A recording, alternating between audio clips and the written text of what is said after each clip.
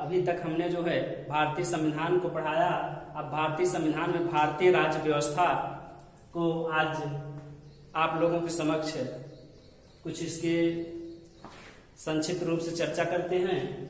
जैसे भारतीय राज्य व्यवस्था में संघ के जो वैधानिक संस्था, प्रमुख संस्था आप कह सकते हैं संसद, राष्ट्रपति, राज्यसभा और लोकसभा से मिलकर के बना है।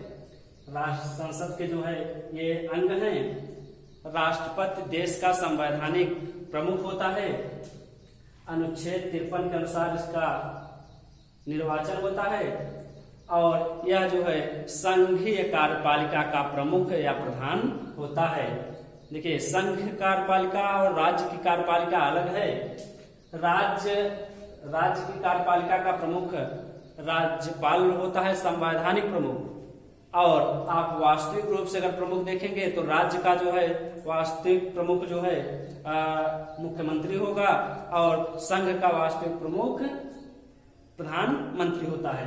तो जैसे कि आप देख रहे हैं कि संघ की कार्यपालिका का प्रधान है, प्रमुख है, लेकिन कोई भी कार्य जो है अगर होता है तो वह प्रधानमंत्री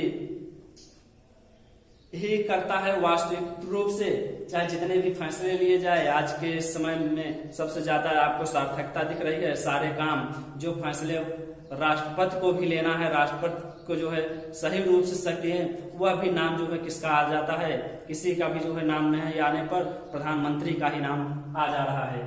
तो इस तरह से वह जो है सेना प्रमुख होता है। राष्ट्रपति क्या होता है? सेना प्रमुख। जल सेना, थल सेना और वायु सेना का वह प्रमुख होता है। और अब आ जाइए राज्यसभा। अब इसकी राष्ट्रपति की अगर चर्चा करेंगे तो बहुत सारे चर्चा हो सकते हैं। वह जो है अपने जो उसकी शक्तियां हैं, जो उसके कार्य हैं, उसको अगर विस्तार से ले चलेंगे, जैसे किसी भी प्रकार के कोई भी व्यक्ति वो जो है चाहे मृत्यु दंड पाया हो या कोर्ट मार्शल किया गया हुआ व्यक्ति को भी जो है राष्ट्रपति क्या कर सकता है? क्षमा कर सकता है। उसके सारे जो है सजा को माफ कर सकता है, क्षमा कर सकता है। तो इसलिए इसके पास जो है बहुत बड़ी बड़ी शक्तियां राष्ट्रपति के पास होती हैं। तो आप लोगों के लेवल के अनुसार मैं जो है बहुत ज्यादा नहीं, संक्षिप्त में चर्चा करूंगा। अब राज्यसभा की बात, राज्यसभा में आप लोग जाएंगे तो राज्यसभा के जो है जो सदस्य होते हैं वह 250 होते हैं, जिसमें से 238 सदस्य निर्वाचित होकर के विधानसभा के सदस्यों द्वारा निर्वाचित होते हैं, जो कि विधानसभा के सदस्य निर्वाचित होते हैं जनता द्वारा और वो जाकर के जो है राज्यसभा के सदस्यों का निर्वाचन करते हैं। तो 212 में से 12 सदस्य क्या होते हैं? मनोनीत होते हैं। किसके द्वारा मनोनीत होते हैं? राष्ट्रपति के द्वारा। क्या होते हैं? राष्ट्रपति के द्वारा मनोनीत होते हैं। राष्ट्रपति के द्वारा, राष्ट्रपति मनोनीत करता है।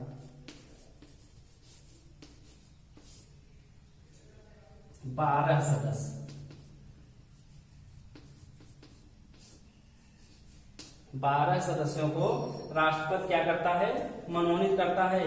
यह जो है अपने क्षेत्र में महारत हासिल किए रहते हैं, जैसे साहित्य के क्षेत्र में, फिल्म के क्षेत्र में, विज्ञान के क्षेत्र में, तो इस तरह से खेलकूद के क्षेत्र में। तो ऐसे जो है 12 क्षेत्रों में उनको जो है बहुत बड़ा उनका योगदान रहता है।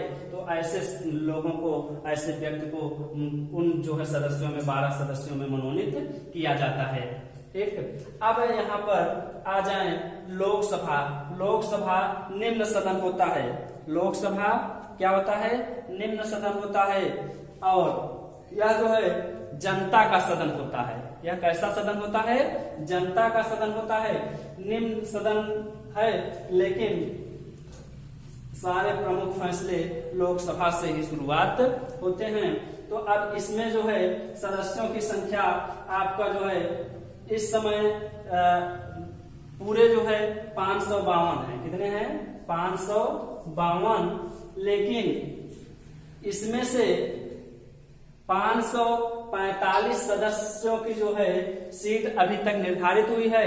7 सदस्यों की जो है अभी, या 7 सीटों पर अभी कोई जो है उसका निर्वाचन क्षेत्र नहीं बना है। जैसे जनसंख्या बढ़ेगी, जैसे 2026 में इसका जो है विस्तारीकरण किया जाएगा और तब जो है जिन क्षेत्रों को जो है लोकसभा क्षेत्र बनाया जाएगा वहां पर वो संख्या रखी जाएगी। तो अभी 552 में 545, आप लोग जान लें, 545 सदस्य वर्तमान में हैं। वर्तमान में 545 सदस्य।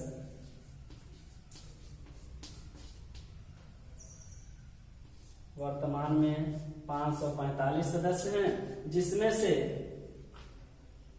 545 में 20 सदस्य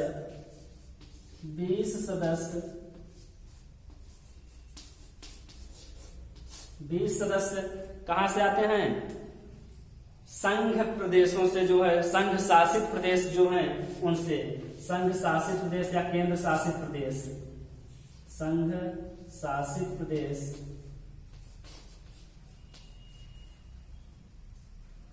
संघ शासित प्रदेशों से आते हैं।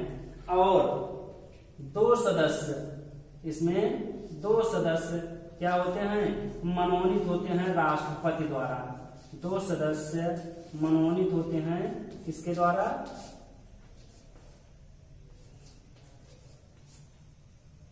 2 सदस्य मनोनीत होते हैं राष्ट्रपति द्वारा।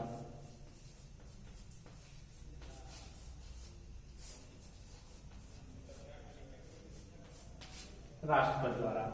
अब ये 2 सदस्य कौन होते हैं? जैसे वो 12 सदस्य हैं। 12 सदस्य तो जो है अपने अपने क्षेत्र में, जैसे फिल्म के क्षेत्र में, साहित्य के क्षेत्र में, विज्ञान के क्षेत्र में, कला के क्षेत्र में, तो इस तरह से वो होते हैं। व्यापार के क्षेत्र में, तो उसी तरह से अब इसमें तो जो सदस्य हैं वो कैसे निर्वाचित होते हैं? तो उनका निर्वाचन किया जाता है कि जैसे भारत में रह रहे उन विदेशी जो कि भारत में आकर के और यहाँ का निवास स्थान प्राप्त कर चुके हों, उनके माता पिता यहाँ पर आए हों और उनका जन्म यहाँ पर हुआ हो, या माता उनका जो है उनके विदेशी हों, या तो जो है उनके पिता विदेशी हों और वो यहाँ के जो है मूल रूप से स्थायी निवासी हो गए हों, तो उनको जो है लोकसभा में उनकी प्रतिनिधित्व करने के लिए 2 सदस्यों को जो है मनोनीत किया जाता है राष्ट्रपति द्वारा। इसका सबसे प्रमुख कारण यह है कि किसी भी क्षेत्र से अगर उनकी संख्या है नहीं और उस क्षेत्र से जो है ये चुनाव लड़ जाते हैं सीधे जनता के माध्यम से, अगर वोटिंग होती है तो जनता इनको विदेशी कह करके जो है नकार देगी।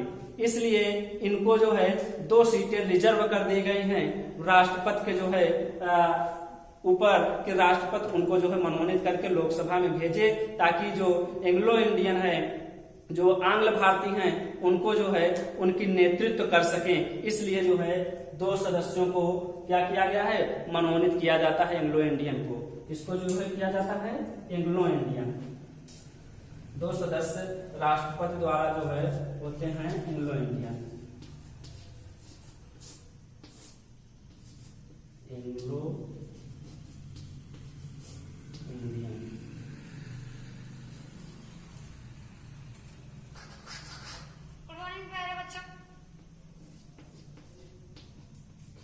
Anglo Indian.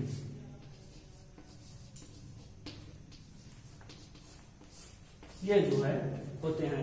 तो अब आपको यह दिखा होगा कि 12 सदस्य राज्यसभा में मनोनीत होते हैं और 2 सदस्य लोकसभा में मनोनीत होते हैं। जो 12 सदस्य हैं वो जो है अपने अपने क्षेत्र के जो है महारत, कला, फिल्म, इंडस्ट्री, इस तरह से जो है 12 क्षेत्रों में, और ये जो 2 हैं एंग्लो इंडियन के नेतृत्व करने के लिए, प्रतिनिधित्व करने के लिए मनोनीत किए जाते हैं। तो चलिए अब यह जो है आपको इस तरह से, अब अगला जो विस्तार रूप होगा इसका, अगला रूप तो हम आपको अगले वीडियो में प्रस्तुत करेंगे। तो आज का यही जो है समाप्त होता है। धन्यवाद बच्चों।